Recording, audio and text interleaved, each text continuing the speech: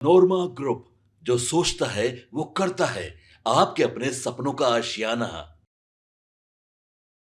नमस्कार, भारत लाइव देख रहे हैं आप। सुबह सुबह तमाम दर्शकों का बहुत बहुत स्वागत है। देखिए, चर्चा गरम में सुबह सुबह आप लोगों के बीच हम हाजिर हैं, लेकिन आज का चर्चा गरम हम फोन के माध्यम से कर रहे हैं। देखिए, बिहार की सियासत में इन दिनों लगातार इस बात की चर्चा तेजी से हो रही है कि क्या मुख्यमंत्री नीतीश कुमार और प्रधानमंत्री नरेंद्र मोदी के बीच की जो दोस्ती थी वो टूटने वाली है। क्या दिल्ली से वापस आने के बाद नीतीश कुमार जिस प्रकार से एक्टिव अपने आप को दिखा रहे हैं, अचानक जनता दल यूनाइटेड के प्रदेश कार्यालय पहुंच जाते हैं, ललन सिंह को देखकर शीशा बंद कर लेते हैं, उनके बेटे की राजनीति में जो आने की चर्चा हो रही है, इन सब बातों से जो है पर्दा धीरे धीरे अब उठने लगा है। देखिए, सीट शेयरिंग का भी मामला कहीं ना कहीं फंसा हुआ था। इन सब के बीच में नीतीश कुमार अब क्या करेंगे, इस पर बिहार की राजनीति पूरी तरह से एक्टिव मोड में आ गई है। अब आज का चर्चा गरम हमारा इसी विषय पर होगा कि क्या मुख्यमंत्री नीतीश कुमार और प्रधानमंत्री नरेंद्र मोदी के बीच में कोई रिश्ता टूट गया है या फिर वो रिश्ता और ज्यादा प्रगाढ़ हो गया है। क्या अमित शाह और नरेंद्र मोदी नीतीश कुमार के मुद्दे पर अब एकमत हो गए हैं, फैसला ले लिया गया है, दिल्ली के पहले ही बिहार का सीएम फिक्स हो गया है। सब कुछ चर्चा करेंगे। सीधे बाबा के पास चलते हैं। बाबा, जो हलचल है बिहार में, जो चर्चाएं हैं बिहार में, जो खबरें निकल कर आ रही हैं, मीडिया रिपोर्ट्स चिल्ला चिल्ला कर कह रहे हैं कुछ तो होने वाला है, कुछ तो हुआ है। किस बात की चर्चा है बाबा? अगर कल आपके साथ हम खबर कर रहे थे तो उस खबर में हमने बताया था कि नीतीश कुमार दिल्ली गए हुए हैं, तो नीतीश कुमार जब दिल्ली से ले करके बहुत कुछ आएंगे। तो आज सुबह उन चीजों को हमने आपको बताया, जब जैसे ही हमें जानकारी मिली कि नीतीश कुमार दिल्ली से पटना वापस आ गए हैं।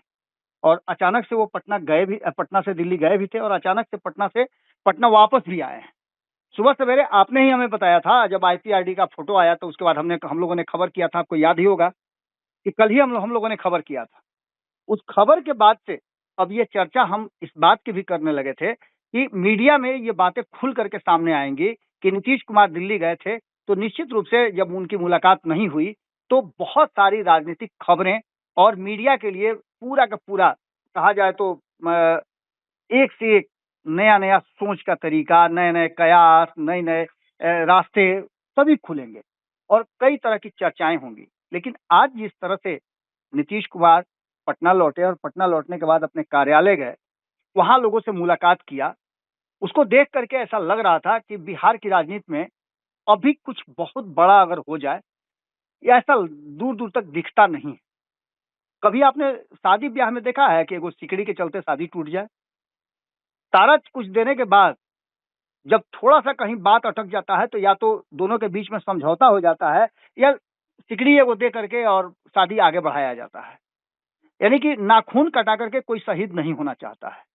नीतीश कुमार की डिमांड जो है, उस डिमांड में भारतीय जनता पार्टी को एक ही बात नजर आ रही है कि नीतीश के बाद कहीं दूसरे के हाथ में बिहार की सत्ता न चल जाए। इसलिए भारतीय जनता पार्टी नीतीश कुमार के साथ किसी भी समझौते के लिए हमेशा से तैयार रहेगी।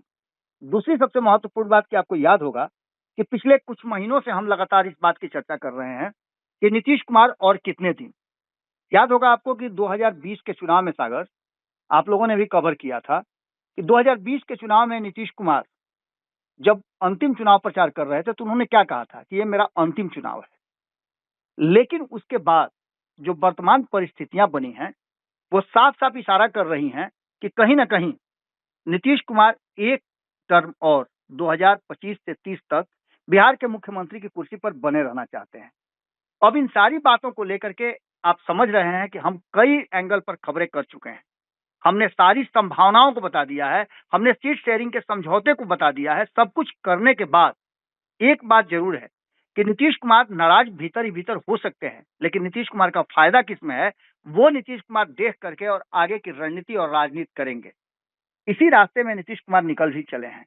कहा जा रहा है कि नीतीश कुमार दिल्ली से खाली हाथ लौट करके आए हैं, खबरों का खजाना लेकर के आए हैं।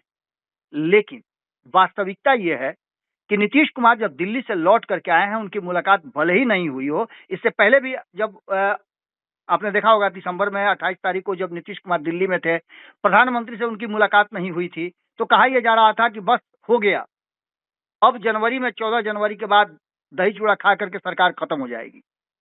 हम लोगों ने कई खबरें की थी, हम लोगों ने भी कई संभावनाओं पर विचार किया था, लेकिन हमारे संपादक नमन मिश्रा जी ने कहा था कि कुछ भी नहीं होने वाला है, इस चुनाव तक तो कम से कम कुछ नहीं होगा।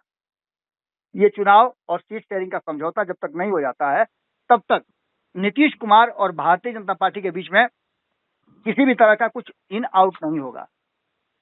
उसके अलावे आपने देखा होगा कि चिराग पासवान इस पूरे मामले पर अभी चुप्पी साधे हुए हैं। दूसरी तरफ आपने देखा होगा कि बीच में जीतन राम मांझी सीटों को लेकर के कई बार कई तरह की बातें कर चुके हैं। उन्होंने अपनी शक्ति का दिखाने की भी बात की थी कि बिहार में हम शक्ति दिखाएंगे, हमें अलग अलग राज्यों में कमजोर समझा गया, वो भी चुप्पी साधे हुए हैं। वहीं आज बता दें कि कल जो सबसे बड़ी बात हुई है, हमने खबरों में भी दिखाया था कि उपेंद्र कुशवाहा कल एक कार्यक्रम के सिलसिले में पटना आए हुए थे। उस कार्यक्रम के बाद उन्होंने प्रेस कॉन्फ्रेंस किया और प्रेस कॉन्फ्रेंस के बाद अपनी कोर टीम के लोगों से मीटिंग करने के बाद वो सीधे दिल्ली रवाना हुए और उसके बाद से कई तरह की बातें सामने आ रही हैं। नीतीश कुमार का दिल्ली से कहा जाता है कि बैरंग वापस आना, जबकि वास्तविकता यह है कि कहा यह जा रहा है कि नीतीश कुमार को बहुत कुछ मिल गया है। नीतीश कुमार की जो डिमांड थी वो डिमांड लगभग उनकी मान ली गई है, एक आध मुद्दों को छोड़ करके सभी डिमांड उनकी मान ली गई है। तो ऐसी स्थिति में नीतीश कुमार भी अंतिम समय तक ये इंतजार करेंगे कि भारतीय जनता पार्टी से वो क्या ले सकते हैं। आपने देखा होगा कभी कभी दूल्हा को रूसने के लिए नहीं कहा जाता है कि तुम कुछ मत बोलना, रूस के रहना। तो जैसे रूसता है तो वैसे लड़की वाला थोड़ा सा अपना हाथ ढीला करता है, काहे बउआ काहे रूसे हुए हैं। वही नीतीश कुमार के साथ हो रहा है। ये जरूरी नहीं है कि नीतीश कुमार चाहते थे मिलना और मोदी के पास समय नहीं था, ऐसा नहीं हो सकता है। ऐसा भी हो सकता है कि मोदी चाहते होंगे मिलना, नीतीश कुमार नहीं मिले हैं, सुबह सवेरे ही वहां से उठ के चल दिए हैं। देखिए, नीतीश कुमार को अगर आप देखना चाहते हैं तो नीतीश कुमार अपनी कुर्सी और बिहार इन दोनों को प्रायोरिटी में रख करके चलते हैं। प्रगति यात्रा पर नीतीश कुमार जा रहे हैं, आपने किसी भी दिन देखा क्या कि उनका तबीयत खराब होने के चलते या हेलीकॉप्टर नहीं रहने के चलते, रास्ता खराब होने के चलते या उनका सिक्योरिटी गार्ड नहीं आया इसके चलते कभी रुके हैं क्या? जब हेलीकॉप्टर नहीं जाने की स्थिति में था तो सड़क मार्ग से जाकर के प्रगति यात्रा किए हैं। देखिए, नीतीश कुमार अपने कमिटमेंट के बहुत पक्के हैं और ऐसी स्थिति में नीतीश कुमार बिहार में आने वाला 2025 का चुनाव किस करवट बैठेगा उसका अपने मन में पूरा खाका बना चुके हैं।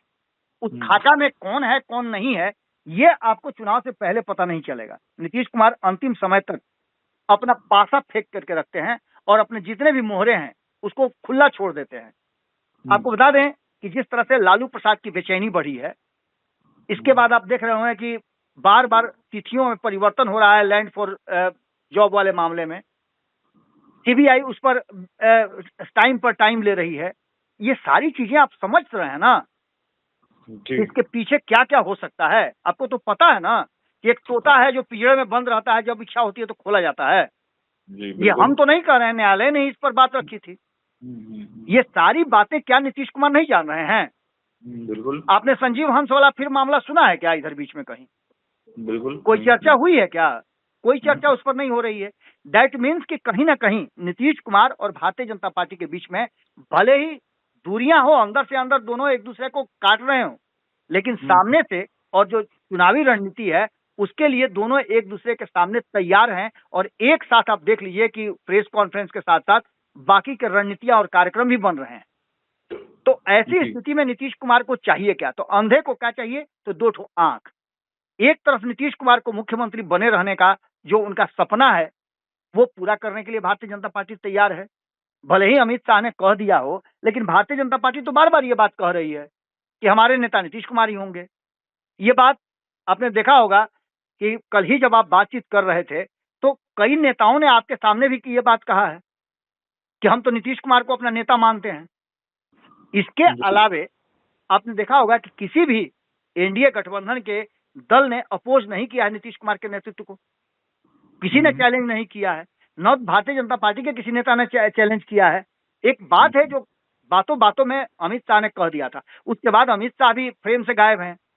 डायरेक्ट आपने देखा होगा कि डीलिंग जो है वो नरेंद्र मोदी और नीतीश कुमार के बीच में हो रही है। 24 तारीख को जो बार बार बता रहे हैं कि दोनों एक मंच पे होंगे, वहां बहुत सारी चीजें खुल करके सामने आएंगी।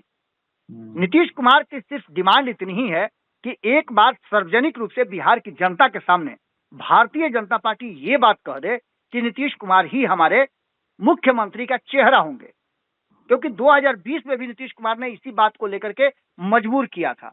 अब सबसे बड़ी बात है कि नीतीश कुमार दिल्ली से लौटे हैं और दिल्ली से लौटने के बाद एक बड़ा खेल जो है वो होता हुआ दिखाई दे रहा है। ये खेल है कि नीतीश कुमार ने पूरा स्क्रिप्ट ही बदल दिया। ये स्क्रिप्ट कैसे बदला है? तो नीतीश कुमार की एक नई टीम बनने की तैयारी शुरू हो गई है।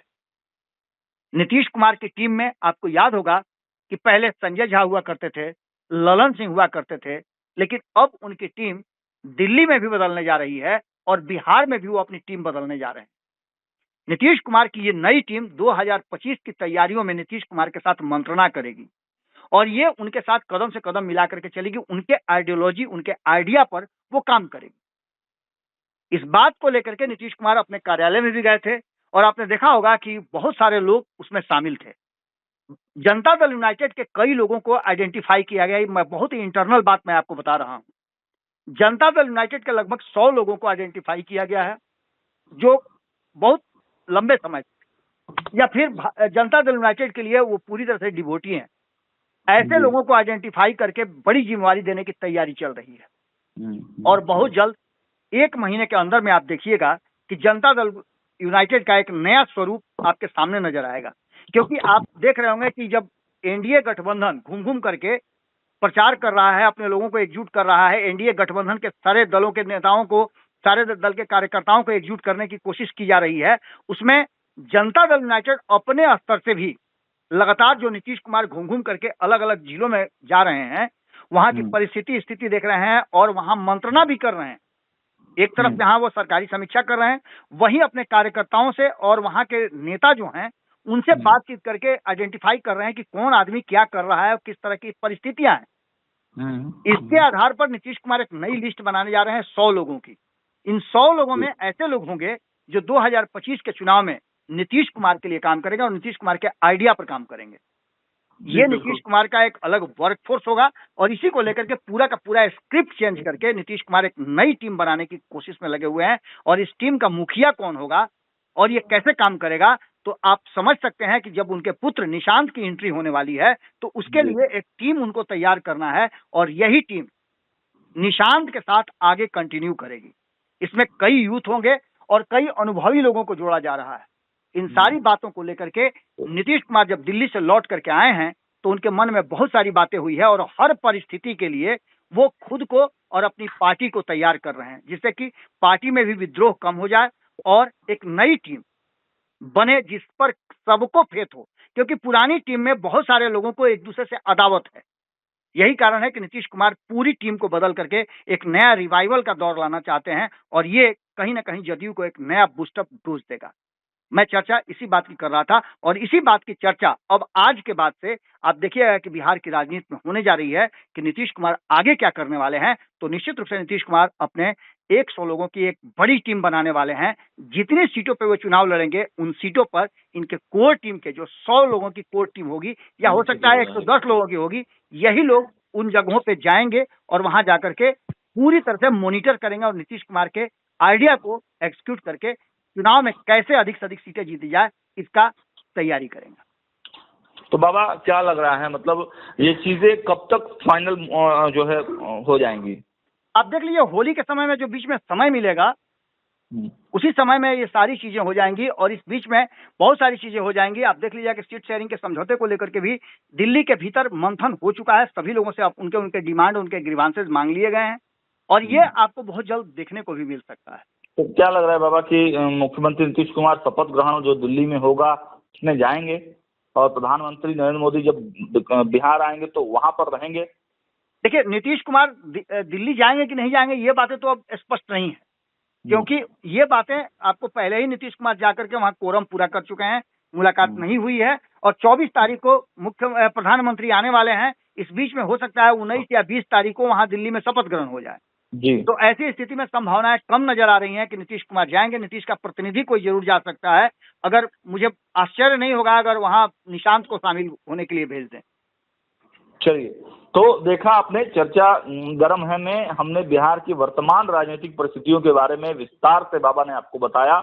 और देखिए, मुख्यमंत्री नीतीश कुमार एक ऐसे धड़े के रूप में बिहार में और देश में है जिनकी चर्चा बिहार से लेकर दिल्ली तक होती है और दिल्ली के अलावा पूरे देश में होती है।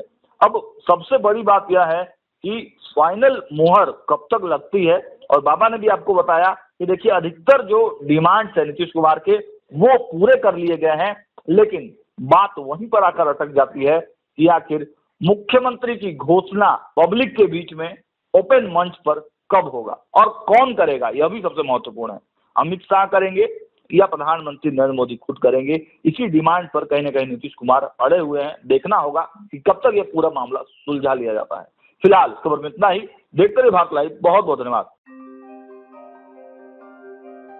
आपके सपनों को हमने सजाया है, ई होम्स पैनोरामा को हमने बनाया है। ई होम्स मेरा एक सपना था जिस पे मैं पिछले 4 साल से काम कर रहा था। हमने जो बनाया है वो सबने है माना। ई होम्स पैनोरामा में हो आपका भी आशियाना। और फाइनली हमने 2021 में इस प्रोजेक्ट को लॉन्च किया। बहुत लोग अप्रिशिएट कर रहे हैं कि पूर्णिया जैसे शहर में बिहार के, एक तो बिहार की बात करें उसमें भी पूर्णिया जैसे छोटे जगह में इस तरह का लाइफस्टाइल देना, ये सुन के हम लोगों को बहुत अच्छा लगता है। ई होम्स में हमने कुछ और भी किया है, जैसे हम जिस जगह में रह रहे हैं हमारे फैमिली सिक्योर हो, उनको सिक्योरिटी का ध्यान में रखा है। आपकी सुविधा और सुरक्षा आपके लिए खास है, ये आपका विश्वास है। इसमें आर्टिफिशियल इंटेलिजेंस का 7 लेयर सिक्योरिटी का हमने इस्तेमाल किया है। लस ग्रीन कैंपस को बनाया है। यदि हमारा बाउंड्री वाल है तो वो वर्टिकल गार्डन है। ये जितनी भी फैसिलिटी होता है एक इंटरनेशनल टाउनशिप में ई होम्स है, ये हम लोग विश्वास नहीं कर पा रहे हैं। जो भी हमारे मित्र दोस्त या जो भी हमारे बाहर के बाहर आते हैं तो हम लोगों को बहुत अच्छा सुनने को मिलता है और बहुत अच्छा क्रेडिट मिल रहा है। वो सारा हमने सिर्फ एक बिल्डिंग नहीं बनाया, हमें एक बहुत अच्छा लाइफस्टाइल दिया ई होम्स में, और मेरा एक सपना था जिसको मैं आज फुलफिल होते हुए देख पा रहा हूँ। ये आपका आवास है। ई होम्स पैनोरामा में अब आपका निवास है। E Homes Panorama, luxurious lifestyle redefined. Panorama group, जो सोचता है वो करता है। अगर ये वीडियो पसंद आई और वह बिहार के राजनीति और बिहारियत से सरोकार रखेनी तो सब्सक्राइब बटन दबा के चैनल के सब्सक्राइब कर ली। ओजे एगो घंटी बा, ओकरा बटन दबा देला से कुल सटीक और मारक खबर रुआ मुफ्त में मिल जाई। अगर रुआ पत्रकारिता के हमनी के नया प्रयोग में सहयोग कर चाहतानी तो ज्वाइन बटन दबा दी। पेटीएम नंबर नोट कर ली 9386816700।